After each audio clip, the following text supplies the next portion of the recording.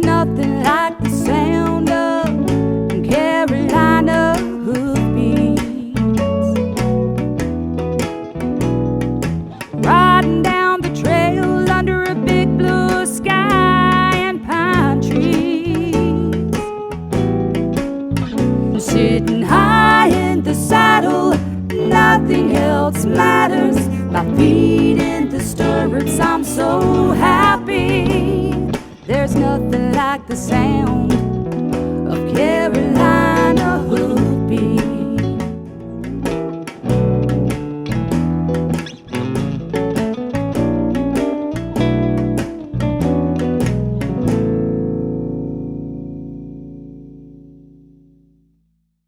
We're here today at the beautiful Bob Martin Agricultural Center here in Williamson, North Carolina, and we're here today to talk about the Southeastern Reining Horse Association's main event, which is a yearly event that they host, and they added a special little twist to it this year called the Victory Junction Slide to it to benefit some sick kids in the Greenville in the Victory Junction Hospital.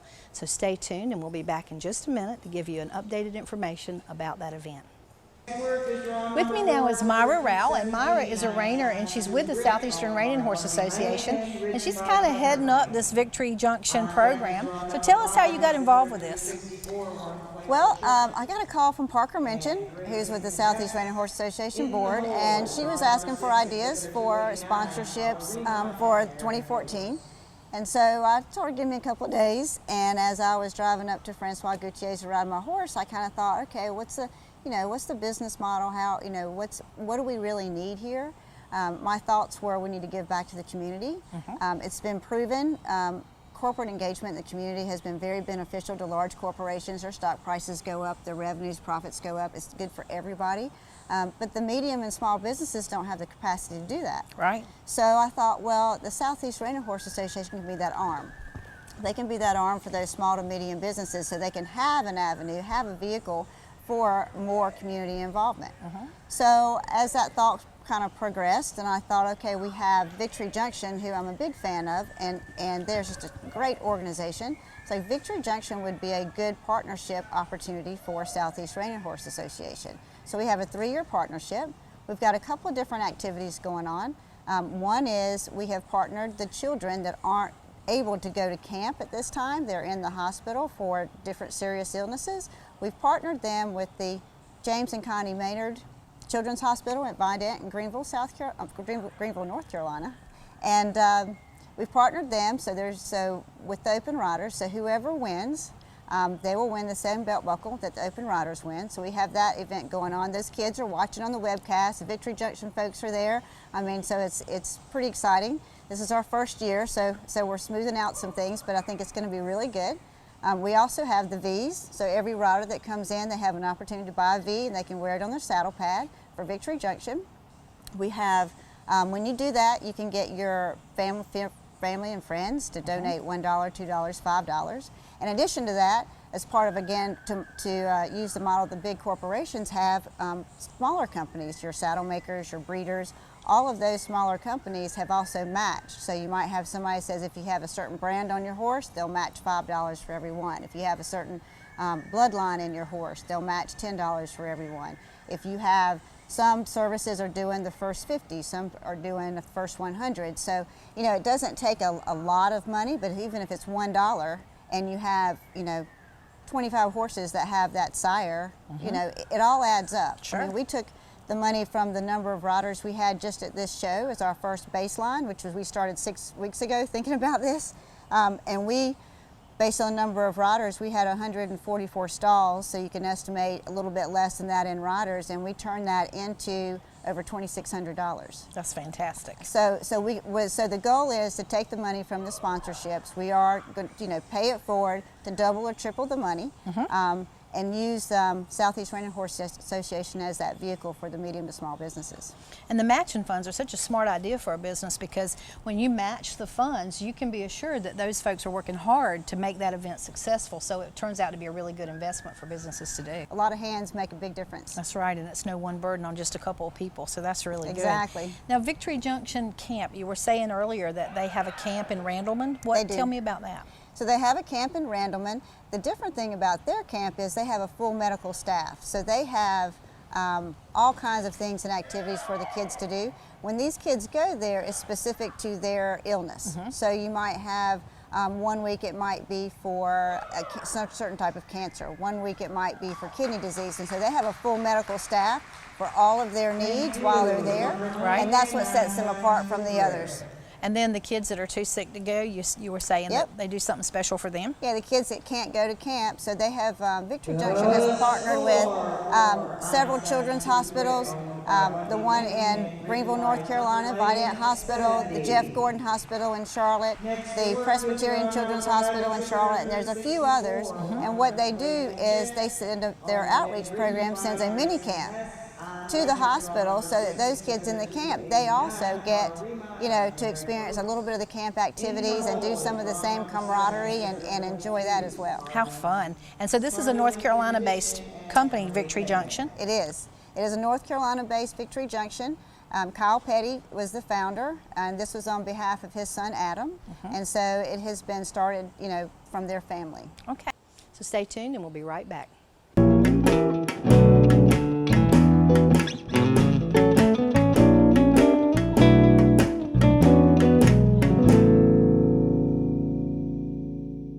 Hi, I'm Sammy Jenkins, President of North Carolina Horse Council, and we would like to invite you to come to this year's State Fair. It has been labeled the Year of the Horse, and we have tremendous lineup of entertainment. Each day begins with a parade of breeds. All the major breeds in our state will be represented, even our state horse, the Spanish Mustang. Afterwards, catch the highlight show for a sampling of all that is to come. Watch cowboys work trail obstacles, move cows through mazes. Delight at daredevil trick riders and trick horses. Listen to the rhythm of the boards as performed by the Pasofino horse. Our headline act features Guy McLean of Queensland, Australia, multiple winner of Road to the Horse, one of the most prestigious competitions in the United States. Take a 5-minute lesson, ride a horse, maybe it's your first time. Watch drill teams from our area compete. Enjoy equestrian vaulting. See mule packing as it's done for our military. Mary Miller Jordan will be our featured headline act as well, presenting Magic of the American Mustang. Watch musical freestyles as seen in the Olympics and much more. All the events at the Hunt Horse Complex are included in your State Fair admission. So come down, join us, and we're looking forward to seeing you. Looking for the perfect bed and bail? From the moment you drive through the gate, relax and enjoy all Hawks Crest Manor has to offer. Whether you're coming for a wedding, a family reunion, a trail ride, a weekend away with the girls, or from a busy, bustling meeting in the city, make our house your home. Located in Spring Hope, North Carolina, minutes from downtown Raleigh, Rocky Mount, or Wilson. Schedule your reservation today. With us now is Nick Valentine of Valentine Reining Horses, and you guys probably recognize Nick because he's a regular contributor to Southeast Equine Magazine. Tell us a little bit about the reining class you did today for Victory Junction. Okay, we did Pattern 7 from the NRHA, and it's an open class. It was also combined with, we had different divisions and levels within that, and there was an aged event too, which is a set called a 7-Up, and it's for horses age 7 and older. Okay. So everybody ran the same pattern. I guess, there was 12, 15 horses in the class, which is about average for an open reining in this area. And it's a run-in pattern. We have to do 8 maneuvers, and we run in and stop past the third cone, do a roll back or a 180-degree turn, go to the other end of the pen, do another sliding stop and a roll back. Then we run to the middle of the arena, stop, back up, perform our spins, and then do our circles and finish with a stop. Okay. And it's a really common pattern, especially for an open class, because it has 4 stops within the pattern, so it shows off that maneuver of the reining horse. Right, right. So the stop is the big finish. That's the big finish on right. that one, and you get to do it 4 times, where some patterns you only do it 3. Right. So yeah, it's a fun pattern to run. And you guys were paired up with kids from the hospital. We were. We each had a kid from the hospital, and we were paired up the other day, and it was really fun. it's a great program that we've been able to get involved with, and hopefully we can continue to keep an association with them and help it grow, and it's good for us too. Okay, very good.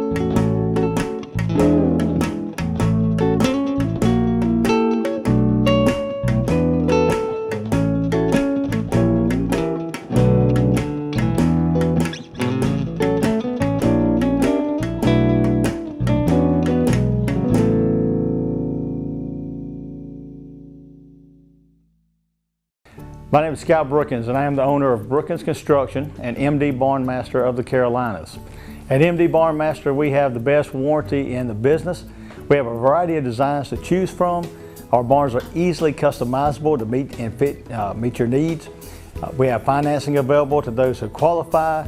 Our barns are fire resistant, and they hold their value with little maintenance. Let us build your dream barn for you today.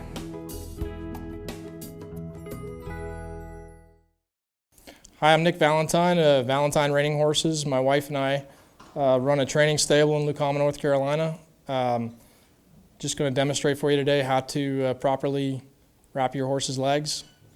But I'm going to demonstrate how we get those front legs ready for training. Like I said, you want to protect their cannons and their shins. Not only from concussion, but also support. So there's a lot of boots on the market today that do that. I find it, with a training stable, it's cost effective for me to use Polo wraps, and they do a good job. So I guess I'll start with that, and I'll show you how I like to wrap front legs with a Polo.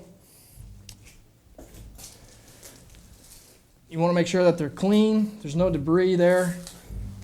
And it's a good opportunity to check those legs, feel if they're tight, if there's any swelling, any soreness. I mean, this is where you can find it out before you even get to the arena. With a Polo, I like to keep them wrapped as tightly as I can. It makes it easier. And you always want to wrap your horse with a Polo coming to the outside of the leg. Okay, you never want to unroll that Polo to the inside, so you always want to start with that Polo unrolling to the outside of the leg, and you always want to put your tension back to front. Front to back. I start with the tail here, okay, and I pull front to back, and then I just lay it on that tendon and cruise around the back. With this tail, then I'll drop it down, let it hang, just a little extra protection for that tendon, okay? And then I pull front to back, cruise around the tendon, okay? And that you don't want to pull that tendon. You want to just support it, and you want that Polo to be snug, but not overly tight. Cruise around, and I go down to the fetlock, and I wrap underneath that fetlock, okay? Support it, I cup it, put my tension from the front to back, and then work back up the leg. So we go down and then we go back up, keeping the same amount of tension, and I go like half of a wrap at a time, down and then half of a wrap back up. And if you've done it kind of correctly and spaced your Polo out, you should end right back at the knee again, okay? And most Polos today, I would say all of them, they have a Velcro closure, and you want to finish it with that. I always wrap a piece of tape, duct tape, electrical tape, around mine, because after a while the Velcro will wear out. The last thing you want is to be loping a fast circle or galloping a fast circle and that Polo comes undone. That's how you want your Polo to look.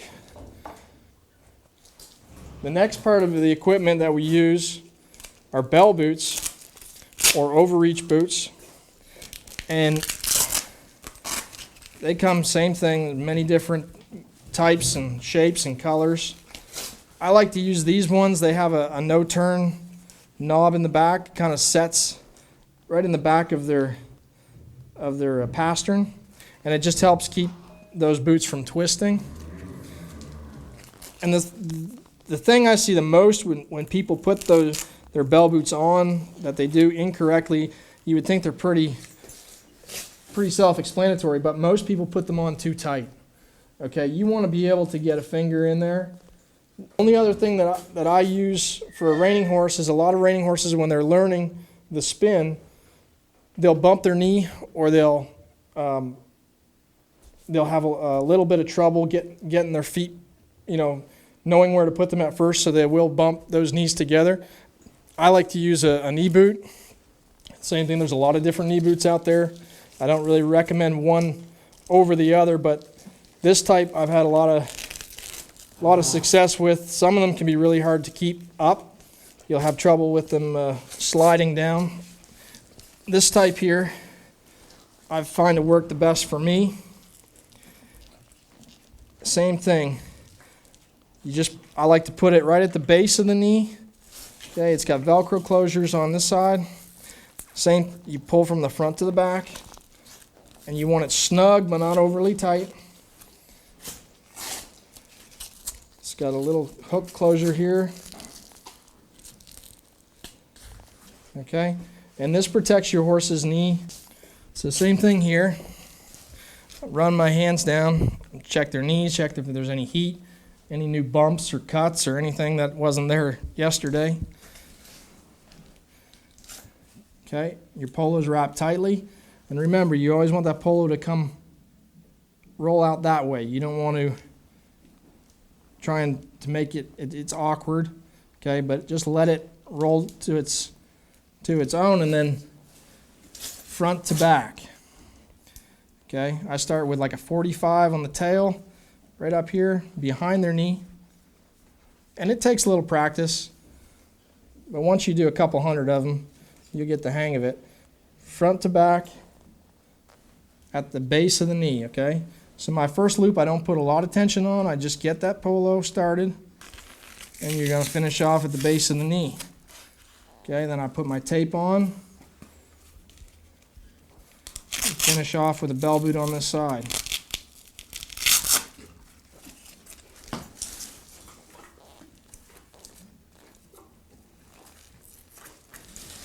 Same thing, I want to be able to get a finger in there, and we're ready to go ride. We're here today at McNair's Country Acres for the first Triangle Area Polo Charity event. This event is designed as a polo match for charity to raise money for the Guiding Light Foundation. It's our first time at a polo match, but it looks like it's going to be really exciting. We're here today with David Brooks of Triangle Area Polo Club. Can you tell us a little bit about polo in North Carolina? Well, polo in North Carolina is coming back to life. We brought it back. We're starting our third season. It had completely died out here in the state of North Carolina. At one time, there were 4 clubs in the state of North Carolina, and it had died to none. And we're reviving. We're the only club, but we have about 30 people playing now in the area. And what age ranges of people play polo? Well, our youngest is 8.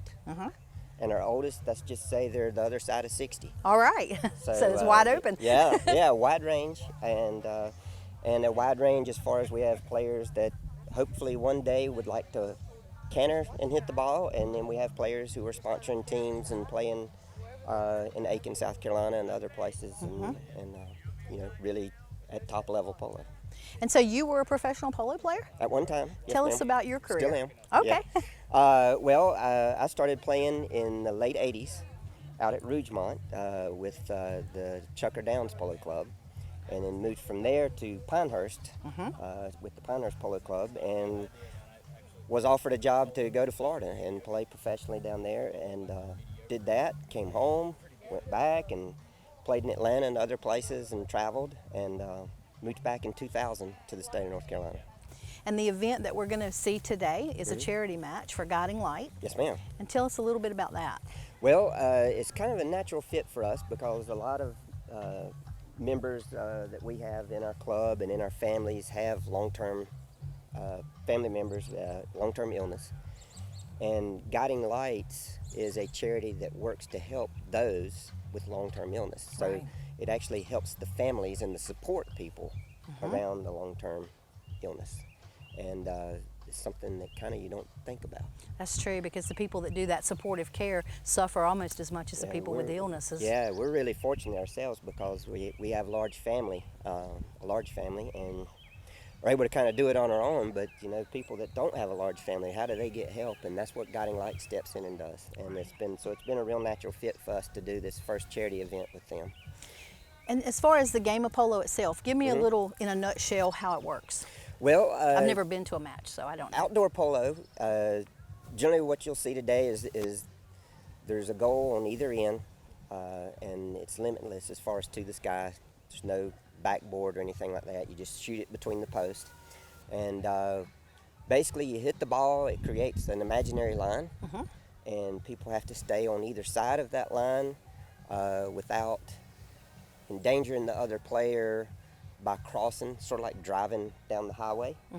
And you actually push against another player and move them across the line of the ball to take it, or you can reach out and hook their mallet with your mallet, or basic defensive maneuvers. And all the rules are for safety of the horses and the people. Right. So it's really geared for safety. And how many people play in a match? 4 on 4. Okay, and how long do the matches last? Well, a chucker is 7.5 minutes, and there's 6 chuckers in an outdoor game. Okay. The clock does not run continuous. It actually stops on every whistle. So generally it takes 1.5 hours, 2 hours to play a game. Okay. Well, that's interesting. Well, I'm going to let you go because I know you got to go tack up, and I'm excited to watch you guys play. Well, thank you for coming and talking to us. Thank Look you forward for to seeing it. All right. With me now is Jolie Liston, and Jolie is the team captain for the Atlanta Regional Polo Club, and they're here today as the opposing team playing against David Brooks and the Carolina Polo Club. So tell us a little bit about your program.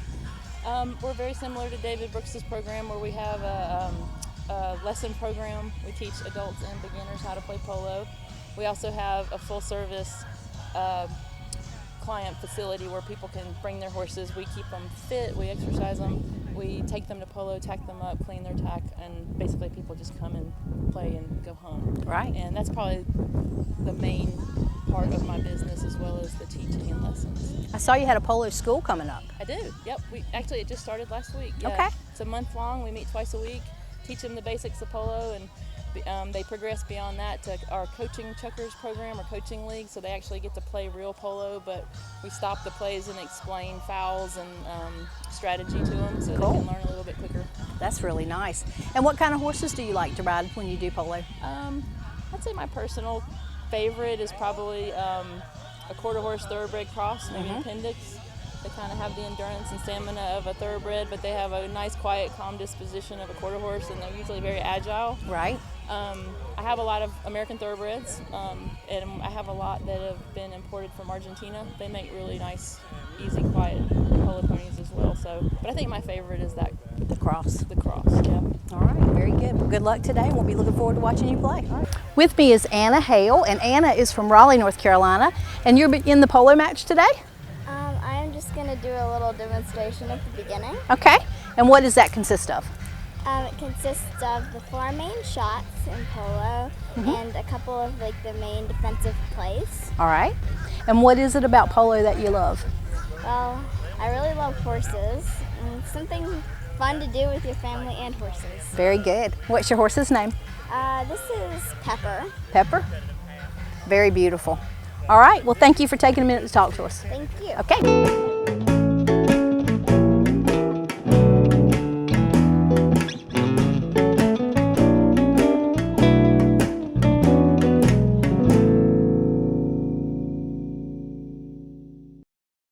You know, you don't need a PhD in tractorology to understand that more power is a good thing. Mahindra tractors are engineered for maximum power and backed by a 5-year powertrain warranty. Yes, sir, Mahindra tractors even have enough power to give the competition a lift.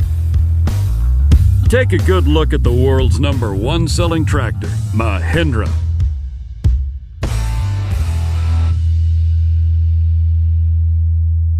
We're your neighborhood source for everything you need from your farm to your home. At Harper Sales and Service, a division of Harper Landscaping, we can cater to all your mowing needs, whether you need to start out with a beginner series for those smaller lawns You can work your way all the way up to a 0 turn and even get into those bigger areas where you might have an acre or 2 or more. My animals depend on me, and I depend on Harper Equipment Sales and Services to keep me running. From my weed eater to my tractor, they can fix it all. When you look for Harper Landscaping, it's no sweat.